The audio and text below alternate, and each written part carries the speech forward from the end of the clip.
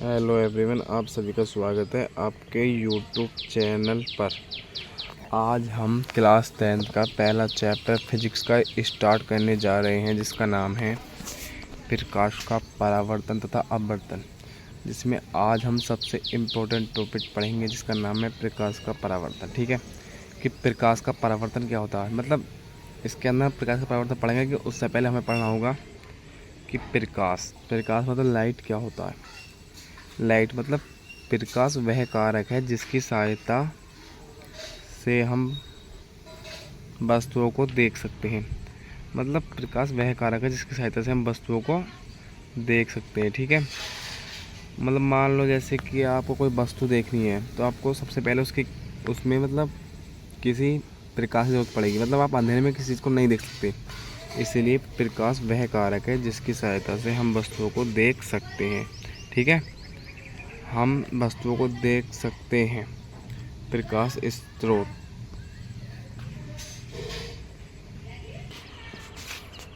उसके बाद हम चलते हैं प्रकाश स्रोत, मतलब कि प्रकाश स्रोत क्या होते हैं। ठीक है, तो प्रकाश स्रोत क्या होते हैं। जिस वस्तु से प्रकाश निकलता है उसे प्रकाश स्रोत कहते हैं। मतलब कि जिससे प्रकाश निकलता है, जैसे कि सबसे बड़ा तो मान लो सूरज है। सूरज के बाद फ़ोन की लाइट मान लो, बैटरी मान लो, टॉर्च मान लो, मतलब ये सब जो है प्रकाश स्रोत है, इनसे लाइट निकलती है। ठीक है, उसके बाद हम चलते हैं प्रदीप वस्तुएं। मतलब प्रदीप वस्तुएं क्या होती हैं, तो प्रदीप वस्तुएं क्या होती हैं। ठीक है, जो वस्तुएं प्रकाश उत्सर्जित करती हैं, मतलब जो वस्तुएं प्रकाश को निकालती हैं, वह वस्तुएं प्रदीप या दीप्तिमान वस्तुएं कहलाती हैं। जैसे सूर्य, जलती मोमबत्ती आदि। मतलब ये जो है जलती मोमबत्ती, ये प्रकाश निकालती है। ठीक है, उसके बाद हम चलते हैं अप्रदीप वस्तुएं। अप्रदीप वस्तुएं क्या होती हैं, ये है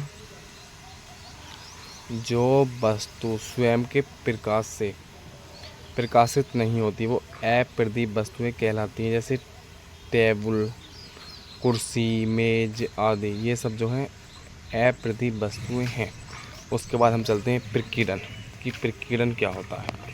प्रकीर्णन का मतलब होता है प्रकाश जब सूक्ष्म कणों पर पड़ता है तो वह कण उन पर पड़ने वाले प्रकाश की कुछ ऊर्जाओं का अवशोषित कर फिर उसे चारों ओर विकसित मतलब फैला देता है।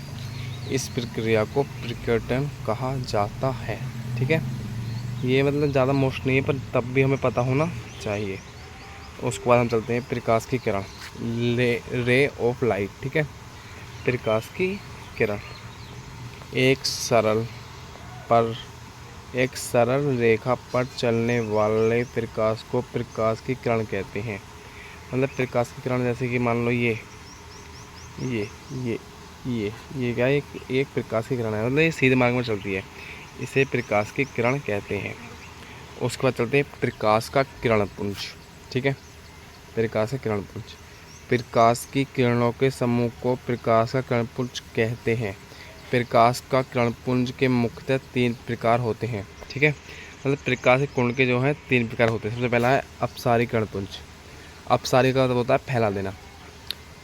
इस प्रकार के किरण पुंज में प्रकाश की किरणें एक बिंदु से निकलकर फैलती चली जाती हैं। ठीक है, मतलब फैलना ही अपसारी कहता है, और अभिसारी का मतलब होता है कि एक ही बिंदु पर केंद्रित होना। ठीक है, ये है प्रकाश का किरण पुंज। मतलब कि ये अपसारी है, ये समांतर है, ये समांतर किरण पुंज है, ये अभिसारी किरण पुंज है। ठीक है, मतलब ये जो है फैला रही है। ठीक है, ये समांतर चल रही हैं और ये एक ही बिंदु पर टिक रही हैं। ठीक है, तो आप समझ गए होंगे कि हमको क्या क्या समझाना चाह रहे हैं। ठीक है, ये उसके बाद हम चलते हैं किरण पुंज किसे कहते हैं। मतलब ये अभिसारी, समांतर, अभिसारी, किरण पुंज किसे कहते हैं। ये तो मैं आपको इसी डायग्राम में तीनों को एक साथ समझा दिया। मतलब अभिसारी का मतलब है फैलना, अभिसारी का मतलब है एक बिंदु पर ही एकत्रित होना, समांतर का मतलब है समान रूप में एक साथ चलना। ठीक है, उसके बाद हम चलते हैं आगे जो सबसे मोस्ट इम्पोर्टेंट है वो है प्रकाश का परावर्तन। ये उसका डायग्राम है।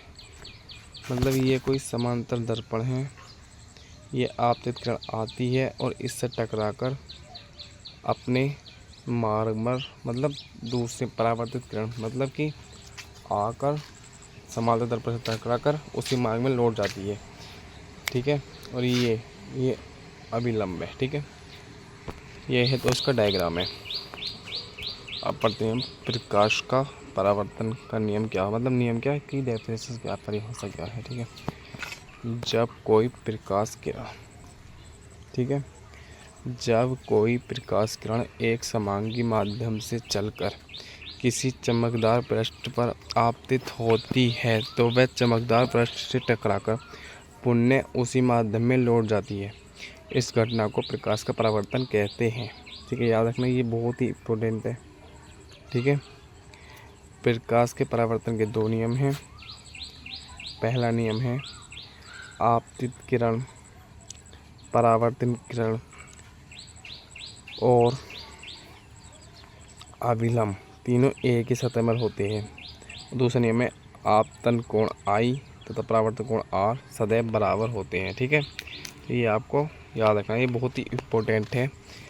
प्रकाश का परावर्तन हमेशा मतलब कि बोर्ड एग्जाम में पूछा जाता है, इसलिए आपको प्रकाश का परावर्तन याद रखना है। ठीक है, तो अब आपसे मिलेंगे अगली क्लास में। Thank you so much everyone. अगली क्लास में मिलेंगे इससे आगे के टॉपिक के साथ। Thank you so much. Video को शेयर करें, लाइक करें। धन्यवाद।